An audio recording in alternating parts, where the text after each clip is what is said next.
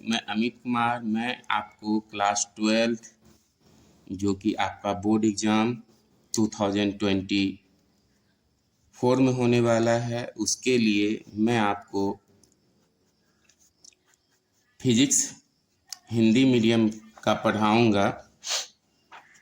यहाँ पे सबसे पहले हम लोग आज फिजिक्स लाइट चैप्टर स्टार्ट करते हैं, यानी कि प्रकाशिकी ऑप्टिक्स।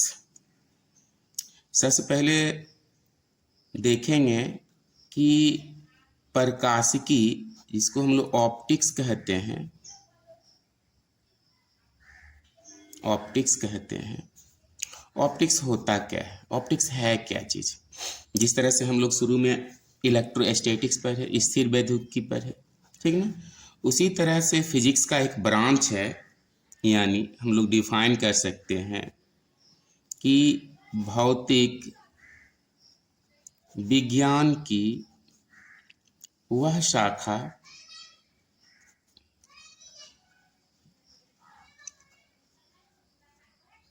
जिसके अंतर्गत या जिसमें प्रकाश की प्रकृति और उसके गुणों के बारे में यानी गुणों का अध्ययन किया जाता है, गुणों का अध्ययन किया जाता है, तो भौतिक विज्ञान की उस शाखा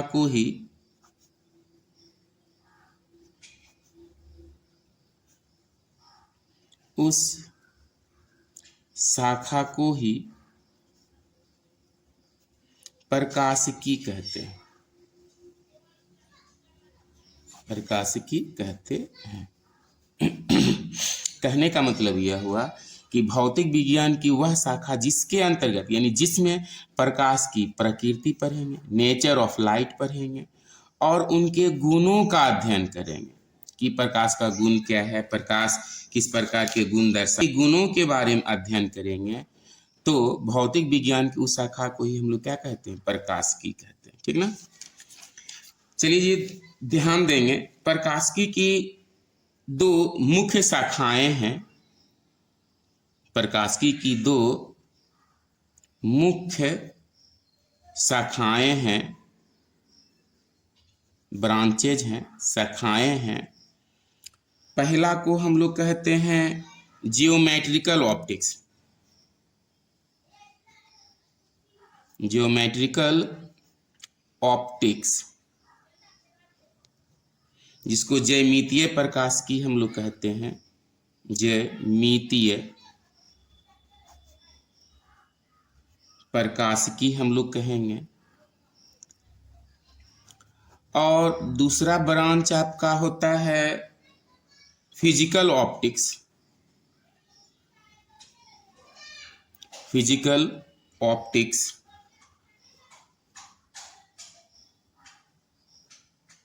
जिसको हम लोग भौतिक प्रकाशिकी कहते हैं, भौतिक प्रकाशिकी कहेंगे, ठीक ना।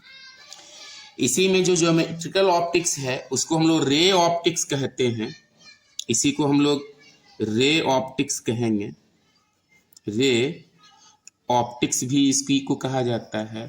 और जो भौतिक प्रकाशिकी है फिजिकल ऑप्टिक्स, इसको हम लोग दूसरा नाम वेव ऑप्टिक्स भी कहते हैं। क्या कहते हैं, वेव ऑप्टिक्स। क्योंकि बच्चों, जब हम लोग प्रकाश के बारे में पढ़ते हैं तो प्रकाश के संबंध में भी अलग अलग वैज्ञानिक अपना अलग अलग सिद्धांत दिए हैं, ठीक ना। जैसे न्यूटन साहब का कहना है प्रकाश एक प्रकार का कण है, जबकि हम लोग जानते हैं प्रकाश क्या है, विद्युत चुम्बकीय तरंग है। तो इसके आधार पर हम लोग अलग अलग बात करेंगे। तो आज हम लोग चैप्टर स्टार्ट करते हैं। फर्स्ट चैप्टर प्रकाशिकी में लगभग 5-6 चैप्टर हम लोग पढ़ेंगे। फर्स्ट चैप्टर हम लोग बात करते हैं चैप्टर 1 ऑप्टिक्स के लिए। चैप्टर का नाम है प्रकाश का परावर्तन और अपवर्तन। प्रकाश का परावर्तन और अपवर्तन, reflection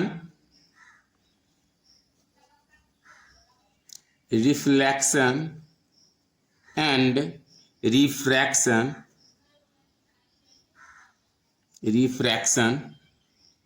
of light. Reflection and refraction of light, ये आपका चैप्टर 1 है और 1 चैप्टर से ही हम लोग बात करें। चलिए बच्चों ध्यान देते हैं, पहला टॉपिक हम लोग बात कर लेते हैं, एकदम बेसिक सा चीज, क्योंकि हम लोग ऑप्टिक्स पढ़ेंगे तो प्रकाश के नेचर के बारे में जानना है। तो सबसे पहले हम लोग जान लेते हैं प्रकाश है क्या चीज। What is light? प्रकाश कहते किसे हैं, प्रकाश है क्या चीज? तो बच्चों ध्यान देंगे, पहला बात याद रखेंगे कि प्रकाश एक प्रकार की ऊर्जा है। प्रकाश एक प्रकार की ऊर्जा है। दूसरा याद रखेंगे कि प्रकाश वह भौतिक कारक है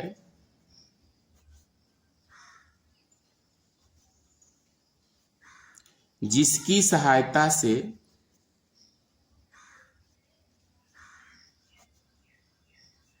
से हमें किसी वस्तु को देखने की अनुभूति प्रदान होती है।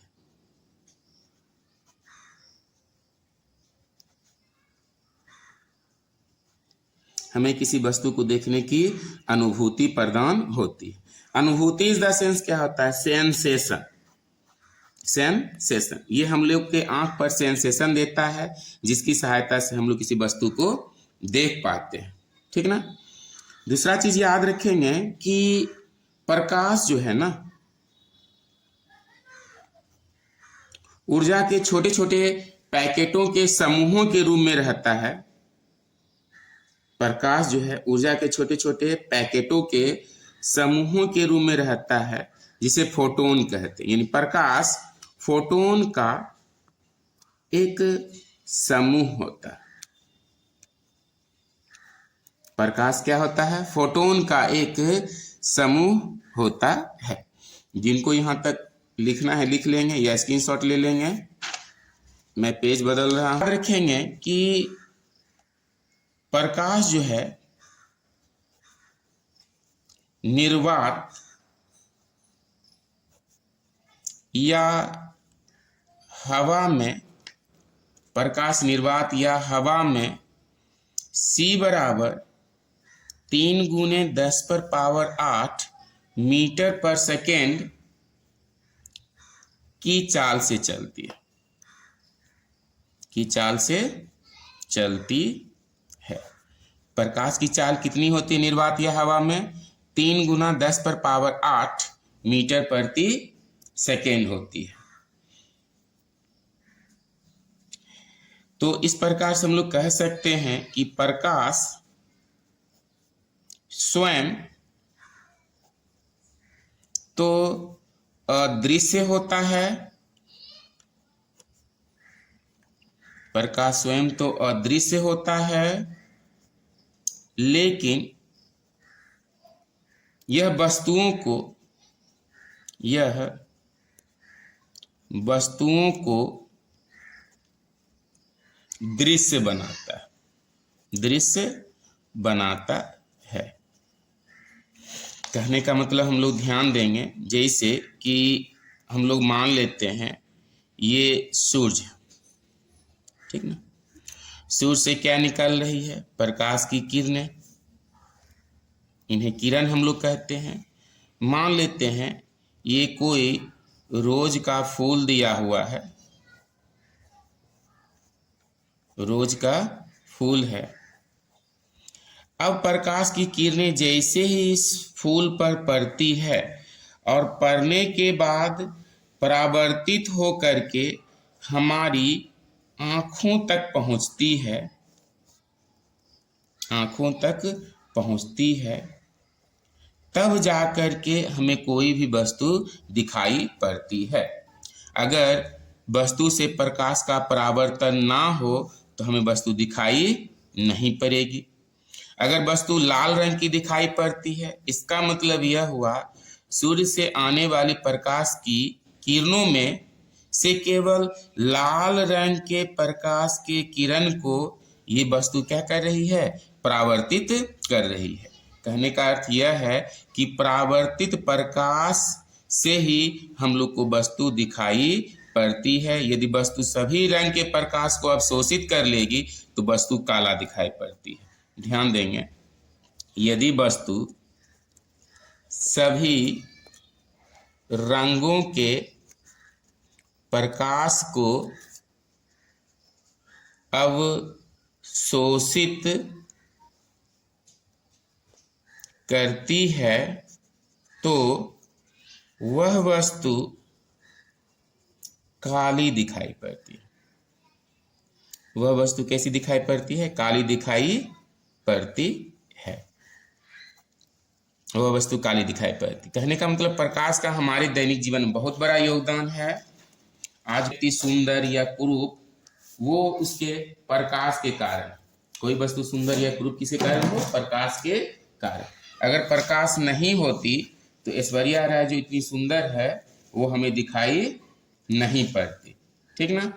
आगे हम लोग बात करते हैं, नेक्स्ट टॉपिक करेंगे, सिर्फ टॉपिक बाय टॉपिक हम लोग चलते चलेंगे। जो इम्पोर्टेंट होगा उसमें इम्पोर्टेंट लगा दिया जाएगा और वही क्वेश्चन आप लोगों को बोर्ड एग्जाम में पूछा जाएगा, चाहे वो बिहार बोर्ड हो, यूपी बोर्ड हो, एमपी बोर्ड हो, हिंदी मीडियम के स्टूडेंट को पूछा जाएगा। प्रकाश का परावर्तन, अगला टॉपिक देखेंगे हम लोग, प्रकाश का परावर्तन, रिफ्लेक्शन ऑफ लाइट। प्रकाश का परावर्तन, रिफ्लेक्शन ऑफ लाइट। तो प्रकाश का परावर्तन है क्या चीज? कहने का मतलब यह, जब प्रकाश की किरण किसी परावर्तक सतह पर पड़ती है तो उस सतह से टकरा करके पुनः अपने ही माध्यम में लौट आती। ध्यान देंगे, ये मान लेते हैं आपका दिया हुआ कोई मिरर, समतल दर्पण कर लेते हैं या कोई पॉलिश किया हुआ कोई अन्य वस्तु ले लेते हैं, ठीक ना, और इसको हम लोग कहेंगे परावर्तक सतह। परावर्तक सतह यानी जिस सतह से प्रकाश का परावर्तन होता है उस सतह को क्या कहेंगे, परावर्तक सतह। ये आपका आपतित किरण है, मान लेते ए ओ आपतित किरण हो गया। ये हम लोग कर लेते हैं ओ बी, ये आपका परावर्तित किरण है। और ये हम लोग ले लेते हैं ओ एन, ये आपका क्या हो गया, अभिलंब। आपतित किरण और अभिलंब के जो बीच कोण बनता है उसे आपतन कोण आई कहेंगे। परावर्तित किरण और अभिलंब के बीच जो कोण बनेगा परावर्तन कोण आर कहेंगे। और प्रकाश के परावर्तन के दो नियम हैं। पहला नियम कहता है आपका कि आपतित किरण कोमा परावर्तित किरण एवं आपतन बिंदु पर डाले गए अभिलंब तीनों एक ही तल के एक ही बिंदु पर होते हैं, बिंदु पर होते हैं। तीनों एक ही तल के एक ही बिंदु पर होते हैं। दूसरा नियम क्या कहता है कि आपतन कोण का मान